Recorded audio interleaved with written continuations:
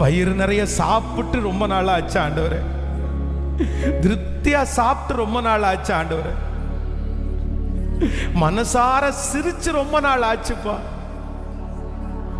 சந்தோஷமா ஒரு இடத்திற்கு போய் ரொம்ப நாள் ஆச்சுப்பா. ரொம்ப நாள் ஆச்சுப்பா.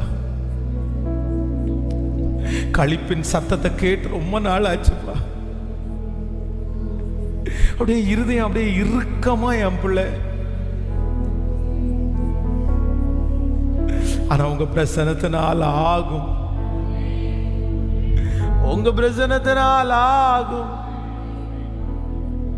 எங்க பலத்தினால் ஒன்றும் ஆகாது. எங்க பலத்தினால என்ன ஆண்டவரே முடியும்? எங்க பலத்தினால ஒன்றும் முடியாது. எல்லாரும் அப்படியே எழுப்பி நிற்கலாமா? நன்றி ஆண்டவரே.